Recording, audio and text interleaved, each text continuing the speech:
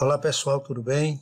Eu estou gravando um segundo vídeo sobre oscilos, mas na verdade é aquele mesmo oscilo que eu apresentei aí junto com o vídeo de divulgação do curso Proteção Digital. É que tem uma correção a ser feita ali, e eu não sei se vocês perceberam, mas logo no começo do vídeo eu comecei dizendo: esse defeito, embora pareça um defeito em zona reversa, mas não é. Só que eu depois acabei sendo induzido pela figura, eu esqueci de tirar o título que era zona reversa, ele não é zona reversa. Acabei dando a explicação e só depois, olhando o meu material com calma, eu percebi que não era, eu já tinha visto isso, mas na hora de eu narrar o vídeo, eu narrei como sendo um defeito reverso. Mas de qualquer forma, eu vou deixar esse vídeo no curso, porque a explicação dele vale se for um defeito na zona reversa. Mas nesse vídeo agora nós vamos esclarecer justamente essas dúvidas. E eu vou fazer o seguinte, eu vou publicar esse vídeo no meu canal e também vou colocar ele lá no curso, lá no módulo oscilografia, eu vou colocar esse vídeo lá. Vou deixar os dois, vou deixar o primeiro e vou deixar esse. Agora, para o exemplo que eu dei com geração eólica, o vídeo que vale é esse aqui, que eu vou explicar agora, tá ok? Só que antes disso eu vou fazer uma solicitação a vocês, porque muitas vezes a pessoa olha um vídeo, vê um vídeo e não vai até o final. Aí eu fiz uma recomendação lá no final e nesse aqui eu vou botar no começo. É coisa rápida, porque quem não for até o final do vídeo não vai esquecer. Essa é a minha solicitação aqui. Eu estou pedindo aqui, se inscreva no canal www.eletricaparatodos.com. Lá você verá outros cursos e vários vídeos gratuitos. Isso eu acho que muitos já sabem. Se você for no site, no canal você vê o vídeo, mas no site você vê os diversos outros vídeos que tem lá gratuitamente. Compartilhe esse conteúdo com outras pessoas, eles podem se interessar. Os amigos, parentes, conhecidos, pessoas que têm a mesma profissão que a sua. Dê seu like e marque o sininho. Isso faz com que o YouTube envie esses vídeos para mais pessoas. E o sininho serve para você, toda vez que eu botar um vídeo, você ser avisado. Por exemplo, como você já leu um vídeo sobre oscilo, pode ser que esse aqui você só vai ver na próxima semana. De repente você não abriu o meu site agora. Mas se você aperta o sininho, você vai ser avisado que eu coloquei esse vídeo e você vai olhar o que é. Essa é a importância do sininho. Agora, qual é a importância da inscrição e do like? A inscrição e o like, ele é importante para o meu canal. Você não perde nada, você vai só marcar o like, né, que é aquele dedinho lá para cima. Você marca o like e você se inscreve no canal. Por quê? Porque quem avalia esses conteúdos dos vídeos, quer dizer, no YouTube, avalia do ponto de vista digamos assim, quantitativo. É o próprio YouTube, são robôs, não são pessoas. Pessoas analisam coisas de ordem legal. Mas essa questão técnica, essa questão de estatística, essas coisas, quem faz isso é um robozinho do YouTube. Quando eu botei meu vídeo no site, depois eu entrei no outro computador e fui ver se encontrava ele. E ele estava na terceira página do YouTube. Eu olhei na primeira, não estava, na segunda não estava, ele estava na terceira. E por quê? Porque ele tinha acabado de ser lançado. Ninguém tinha olhado ainda, então ele ficou lá na terceira página. Então, para que o YouTube mostre o vídeo, eu tenho que pagar. Se eu não pagar, você vai encontrar esse vídeo por acaso ou quando eu mandar o link para alguém. Então, isso em relação ao curso. O que eu peço a vocês é que se vocês se inscrevam e marquem o like, dê o like e se inscrevam, porque você fazendo isso, o robozinho do YouTube vai ver que tem pessoas interessadas no meu vídeo, e aí automaticamente ele distribui com várias pessoas, sem que seja solicitado, porque do contrário, você só encontra meu vídeo se você botar proteção digital, e mesmo assim, ele fica lá na segunda ou na terceira página lá do YouTube, não fica logo no começo.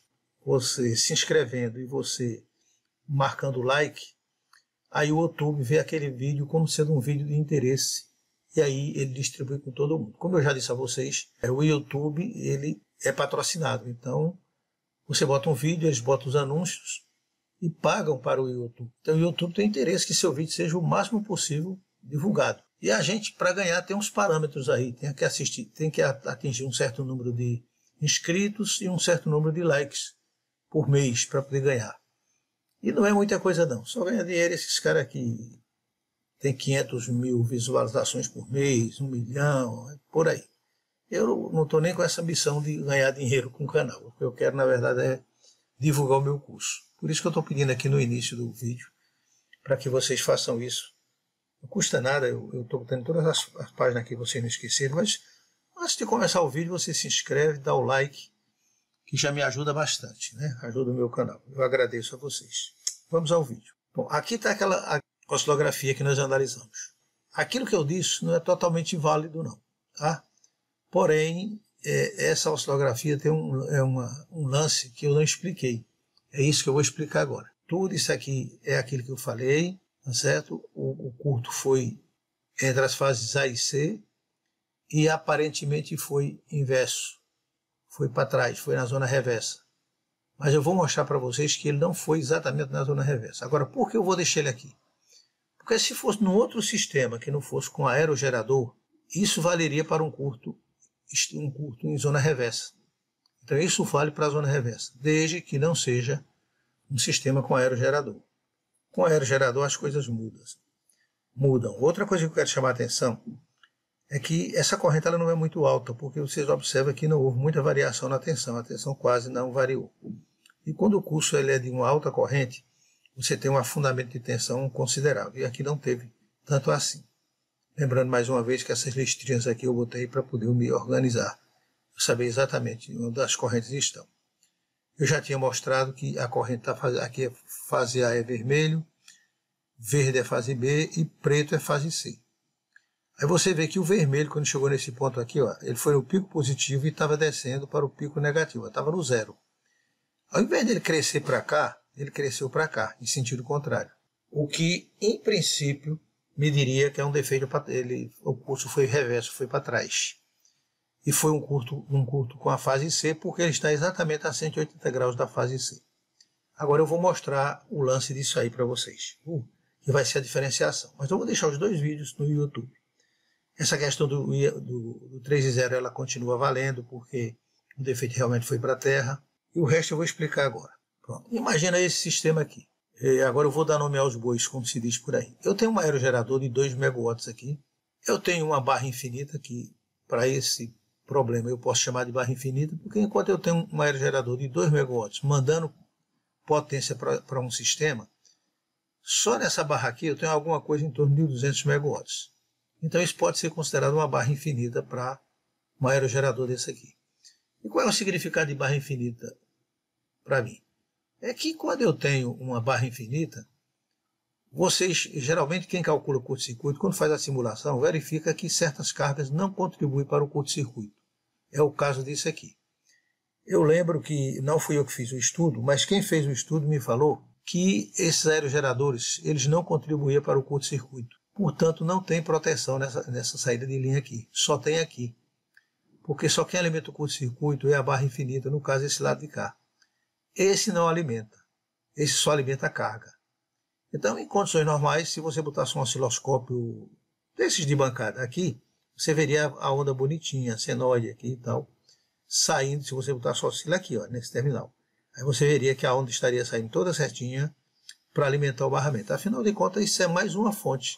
Eu tenho uma fonte aqui tem umas cargas no meu barramento, e aqui é mais uma fonte. Só que essa fonte, ela, que é o que os parques eólicos fazem, eles fazem os aerogeradores e eles vendem energia para o mercado de energia.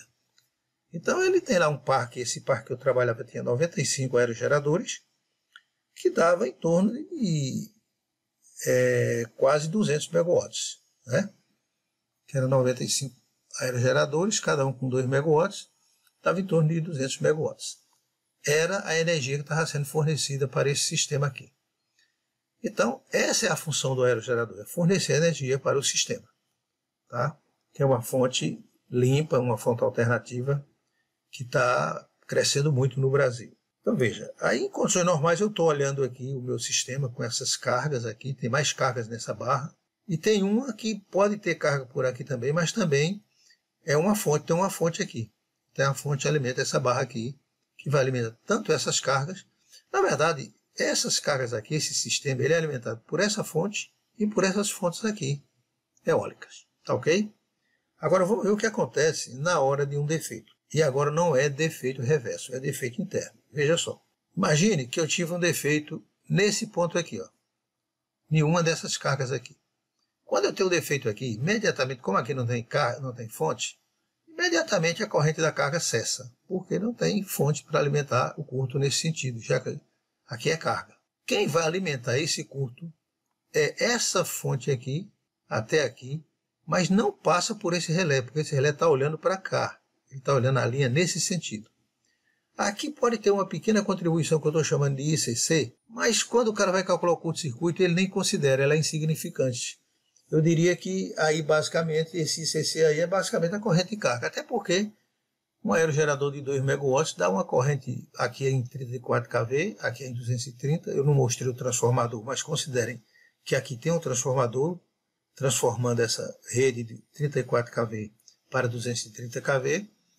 Então a corrente que circula aqui, ela é uma corrente que contribui para o sistema, e é para isso que ele foi colocado aí, mas para curto-circuito ela não tem importância. Mas mesmo assim eu chamei de curto-circuito para um curto nesse ponto aqui. Mas não vai sensibilizar esse relé aqui, não é suficiente para sensibilizar esse relé. Então com esse relé não acontece nada. Aconteceria com o relé que tivesse instalado aqui e com o relé que tivesse instalado aqui, que não é o nosso caso, estou só citando o exemplo. Muito bem, agora imagina um curto dentro da linha. O que é que vai acontecer com o curto dentro da linha? Eu estou com a mesma configuração, eu tenho essas cargas aqui, eu tenho uma fonte e tenho uma barra infinita. Lógico que essas cargas continuarão sendo alimentadas por essa fonte aqui, ó. Não afeta nada, já que o defeito foi nessa linha. E esse relé aqui é que tem a obrigação de ver esse defeito e eliminá-lo, porque eu não tenho um relé similar a esse nesse terminal de cá. Isso tem uma explicação. A fonte ela é muito fraca em relação à barra, então ela poderia não sensibilizar o relé. E não valeria a pena botar um relé aqui, só se fosse um sistema de teleproteção, que seria caro para um equipamento que gera 2 megawatts. Aí aqui não tem proteção nenhuma nessa linha, mas tem proteção aqui dentro do aerogerador. Então quando você tem um distúrbio no sistema, na linha aqui, o aerogerador, ele percebe isso, ele tem proteção para isso lá dentro, e ele imediatamente ele para o aerogerador e para as pás da turbina, da turbina, para de gerar. Então, pronto, eu mato o aerogerador. Então, quem fica alimentando o curto-circuito é unicamente a corrente que vem daqui, ok? E o que é que acontece com esse relé? Ele antes estava vendo uma corrente nesse sentido, que era a corrente de carga. Na hora que tem um curto-circuito, essa corrente de carga praticamente desaparece, e a única corrente que fica alimentando o relé é a corrente que vem de fora, que vem dessa fonte aqui, vem dessa barra. Então, o que é que nós dizemos aqui? A corrente se inverteu. Ela estava nesse sentido quando ela era carga, e quando passou a ser uma corrente de curto-circuito, aí uma corrente alta, porque minha fonte aqui é uma fonte de alta potência, então agora sim eu tenho um curto-circuito nesse sentido. A corrente de curto-circuito inverte. Só que não é defeito em zona reversa, coisa nenhuma. Na verdade, o defeito é dentro da linha. O que reverte é a fonte, porque antes essa barra estava recebendo potência desse aerogerador, na hora do curto-circuito, como ele não é capaz de alimentar o curto-circuito, quem está alimentando o curto-circuito é o aerogerador. Por isso que a corrente se inverteu. Olhando essa figura aqui, dá para você entender isso. Só que aqui eu botei o seguinte. Isso aqui é a operação normal da linha, se não tiver defeito. Ela vai aqui pelo ponto ilhado, tal, vai até o final. Isso aqui eu botei só 2 ciclos aqui, mas dá para entender. E o que é esse azul aqui? Ó? São duas coisas. Se eu não tiver com aerogerador e tiver com fonte dos dois lados da linha mais ou menos equivalentes, isso aí seria um defeito na zona reversa. Por isso que eu disse a vocês que deixem o outro vídeo que ele tem o seu significado. Porém, na nossa situação, como eu tenho uma fonte fraca de um lado e do outro lado eu tenho uma barra infinita, essa corrente aqui é a corrente de curto-circuito para uma falta interna no aerogerador, que é essa falta aqui. É a barra infinita alimentando o curto na linha que interliga o aerogerador à barra. Só que eu não tenho corrente circulando da barra para o aerogerador. O aerogerador não é carga, ele é uma fonte. Então a corrente em condições normais está sempre nesse sentido, que é essa corrente vermelha aqui, essa senoide vermelha aqui. Quando eu tenho um curto-circuito, a corrente de curto-circuito virá dessa barra infinita, ela se inverte. Por isso que dá aquele resultado que nós vimos no gráfico, que nós já mostramos aí no começo. E aí, então, o que é que acontece? Eu, na hora lá, confundi e disse que era um defeito para trás. Aí, nessa hora aqui, ali era um defeito de fase-fase. Eu estou dando um exemplo com defeito de fase-terra para ficar mais simples. Então, no momento que dá o curto, vamos dizer, o curto aconteceu nesse ponto. Até aqui era a operação normal. A corrente estava nesse sentido, da esquerda para a direita. Na hora do curto, a corrente se inverteu. Exatamente aqui, ó. Quando ela teve um curto, a corrente deveria subir, e claro que ela não ia subir normal, ela ia subir um valor bem alto, já que foi um curto-circuito. Eu, para simplificar, botei do mesmo tamanho, mas aqui, claro, vai ser uma corrente muito mais alta, que é um curto-circuito. Ela, ao invés de crescer no mesmo sentido da corrente de carga, que é a corrente que vinha do aerogerador, ela passou a fluir da barra para o defeito. Então, ela inverteu instantaneamente a corrente, a 180 graus, que ela foi exatamente para o lado contrário. Então, isso que poderia ser, em outro sistema qualquer, um defeito para trás, nesse sistema com aerogerador, ele é um defeito interno à linha. Só que ele está sendo alimentado pela barra e não pelo aerogerador. O aerogerador, como eu já falei, ele, para efeito de curto-circuito, ele não contribui com quase nada para o curto-circuito. Então, essa corrente que a gente vê naquele gráfico, aquela fase A invertida, ali na verdade não é falta reversa, é uma falta interna à linha. E ela tem exatamente esse comportamento aqui, como teria também uma falta na zona reversa, se eu não estivesse tratando um sistema com aerogerador. Se fosse um sistema normal, com fonte de um lado, fonte do outro, cargas, quer dizer, fontes que eu digo equivalentes, e não uma fonte pequena como é um aerogerador. Tá? Então, isso aqui representa uma falta interna nesse meu sistema e poderia ser uma falta reversa se fosse um sistema convencional. Então, veja que interessante. A senoide vem e chega nesse ponto aqui, ela, ao invés de subir, ela inverte totalmente e pega outro caminho. Vocês desculpem aí eu usar isso, porque eu aprendi isso com um amigo e ele disse que era a coisa mais fácil que tinha era descobrir um defeito reverso, porque ele disse que formava uma bundinha. Se você olhar aqui com desculpa aí da palavra, mas ele disse que isso aqui formava uma bundinha. Então, quando ele pegava aquele, para ele era uma beleza. Ele olhava assim, pô, falta na zona reversa. Porque veja se não tem mesmo, não parece mesmo, né? Ele vem, chega aqui, ó, ele faz isso. Só que não é tudo bonitinho assim, não. Para ser bonitinho era preciso que a fonte, que esse curto-circuito acontecesse exatamente quando a corrente estivesse passando pelo zero. Aí acontecia uma coisa bem bonitinha assim. E eu já vi casos assim. Mas para poder não ficar tudo igual, eu mostro uma outra situação em que o curto não se deu no zero, no momento zero. Eu mostro essa daqui, seria o mesmo curto-circuito, no mesmo ponto, mas não foi no momento zero, no momento que a corrente estava passando por zero. A situação aqui é a mesma, tem o curto-circuito. Essa corrente aqui, além de alimentar essas cargas, alimenta também o curto-circuito. Está aqui, ela aqui, chegando no curto-circuito, aqui já desprezei o aerogerador. E tudo isso está passando pela proteção de distância e passando pelo oscilo. Com isso, o que foi que aconteceu aqui? Ó? Só que ali não foi no zero. Se fosse no zero, imediatamente essa senoide mudar de direção logo aqui. Aqui não, ele já ia se aproximando do pico negativo. Quando a corrente estava nesse ponto, aconteceu com o curto-circuito. Imediatamente a corrente se inverte 80 graus e dá um pulo para cá. Se inverte 180 graus e dá um pulo para cá. E daqui para frente ela passa a assumir seu comportamento normal, só que agora invertido da sua posição original. Por exemplo, se não tivesse defeito nenhum, eu teria aqui pico positivo da fase A, pico negativo da fase A. Vamos dizer que seja a fase A que eu estou analisando. Pico positivo da fase A, pico negativo da fase A. E com o curto-circuito, o que é que eu tenho agora? Tenho pico positivo da fase A, pico positivo da fase A, quando deveria ser negativo, e daqui para frente é tudo invertido, tá? Até o defeito ser eliminado. Pronto, essa é a característica de um defeito de uma zona reversa, que no caso do aerogerador, como eu disse a vocês, não é zona reversa, porque a inversão aí foi da fonte. É que na hora do curto, o aerogerador não alimenta o curto, porque ele não tem potência suficiente para isso. Quem alimenta o curto é o barramento, onde o aerogerador está ligado. Aí a corrente do barramento, que vem lá do barramento, quando ela percebe o defeito, ela passa, ao invés de ela receber carga que ela estava recebendo, ela passa a fornecer a corrente para o curto-circuito. E aí é quando a corrente se inverte. E aí o desavisado, se a pessoa estiver desavisada, vai pensar que foi um curto para trás. Se você raciocinar bem, nunca haverá um curto para trás no sistema de geração eólica, porque as fontes são fracas e não tem, você quase não vai ter como alimentar um curto na zona reversa. É claro que se eu tiver 2 parques em série, eu tenho um parque, daqui a 10 km eu tenho outro, daqui a 20 km eu tenho outro, aí eu poderia sim ter uma alimentação de um defeito na zona reversa que tivesse entre um parque e outro. Aí a corrente que vinha dessa barra passaria por essa barra aqui e alimentar o curto na outra linha, só que ela seria na zona reversa, mas para o relé não faz diferença, porque no relé a corrente vai estar sempre circulando no sentido da barra.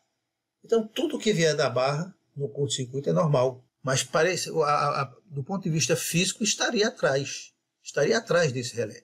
E ele até vê essa corrente passar. Mas por questão de coordenação, quem vai operar primeiro vai ser o relé da linha da frente. Pronto. Essa é a questão que a gente quis complementar nesse vídeo, porque infelizmente eu cometi aquele engano e eu disse que o defeito era fase, e está certo, ali era fase mesmo, porque a fase A está a 180 graus da fase C, só que agora eu estou acrescentando que isso acontece também, que foi exatamente o que aconteceu nesse vídeo, nesse auxílio aqui, por conta do aerogerador não ter potência suficiente para alimentar o curto. A alimentação do curto veio toda da barra e no que ela veio da barra, a corrente se inverte no relé. Enquanto o relé estava recebendo corrente de carga, a direção estava num sentido. Quando houve o curto-circuito, o relé estava recebendo corrente do aerogerador e estava entrando na barra. Para o relé, a corrente de carga dele é reversa, mas não é defeito, é corrente normal.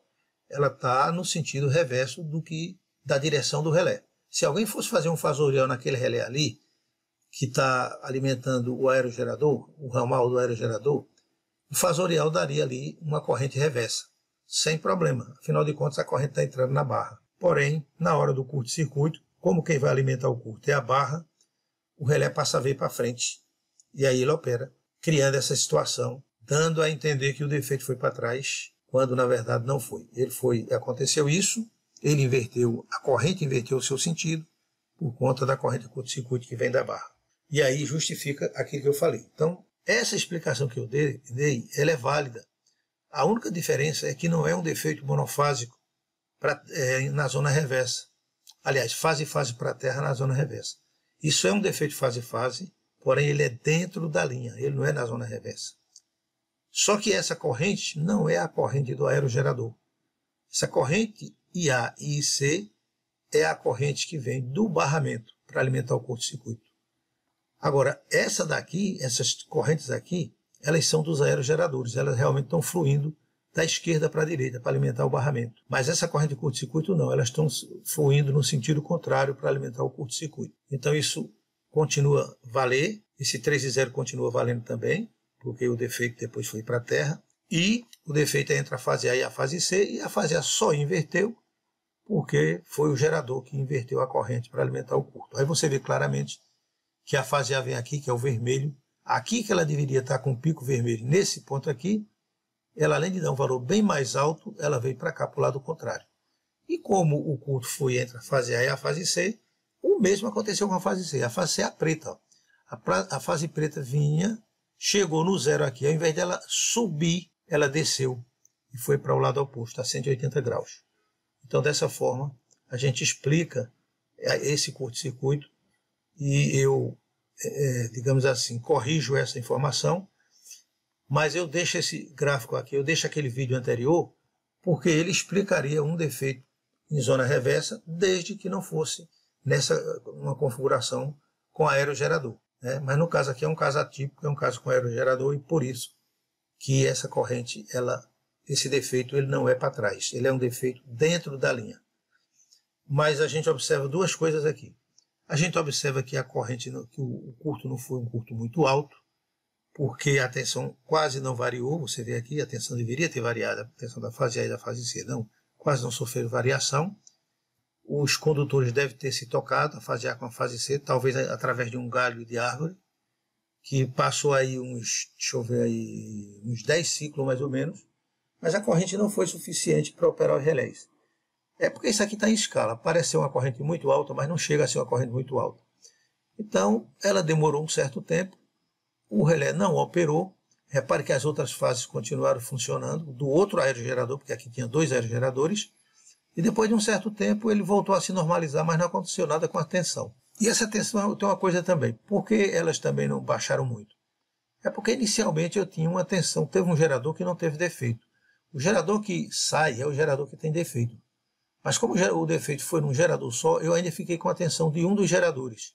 Por isso que ela manteve a tensão mais ou menos constante, porque ficou um gerador e ficou em operação. É esse que fica fornecendo essa corrente aqui, tá certo? Ele ficou em operação, continuou fornecendo corrente nesse sentido. Mas a corrente de curto-circuito entre as fases A e C, ela é muito maior, e aí ela atuou, e é o que dá essa inversão aqui que você vê ao longo daqui para frente, está tudo invertido em relação a isso aqui. Ok, pessoal? E com a tensão, naturalmente, que não acontece nada, pois a tensão não tem polaridade. E a tensão não tem polaridade, ela é fixa, tanto faz o defeito ser para frente como ser para trás. A polaridade da tensão não muda. E, por sinal, ela é ela a polaridade para saber se a corrente está para frente ou está para trás. Então, com a tensão não acontece nada, só acontece com a corrente, que é o resultado dessa oscilografia que eu estou fazendo essa correção agora. Mas eu vou manter as duas. Essa aqui eu vou também botar lá no curso, no módulo de oscilografia, e vou publicá-la também no canal do YouTube, para poder corrigir essa distorção. É uma distorção, mas eu deixo outro vídeo, porque o outro vídeo também será válido quando você estiver tratando de um defeito fase-fase para a Terra, numa linha normal. O que é que eu chamo de linha normal? É quando eu tenho fontes mais ou menos equivalentes dos dois lados. Então, está entendendo? Aqui não, aqui é um disparate. Enquanto eu tenho 2 megawatts num gerador aqui, eu tenho 200 nessa barra aqui. É claro que eu tenho vários geradores, mas essas tensões, elas não se somam, porque quer dizer, as potências vão se somando ao longo do caminho, né? Porque os aerogeradores vão entrando na linha, vão entrando, e quando eu chego aqui, eu chego com 100 megawatts mais ou menos. Mas só que nesse momento a carga estava muito baixa, então não foi suficiente para poder sensibilizar.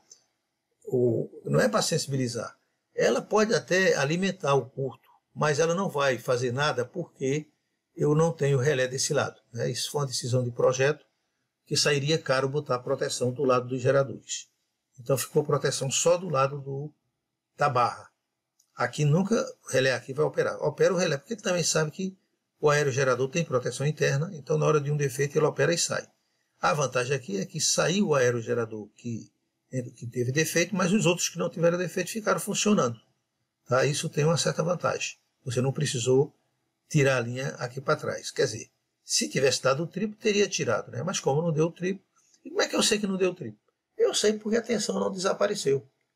Se eu tenho tirado aquele disjuntor, tivesse operado e tivesse desligado a linha, eu tinha eliminado essa corrente de defeito e tinha também, nesse ponto aqui, onde desse o triplo, onde houvesse o triplo, eu também teria zerado a tensão, porque eu tinha separado a minha linha da barra.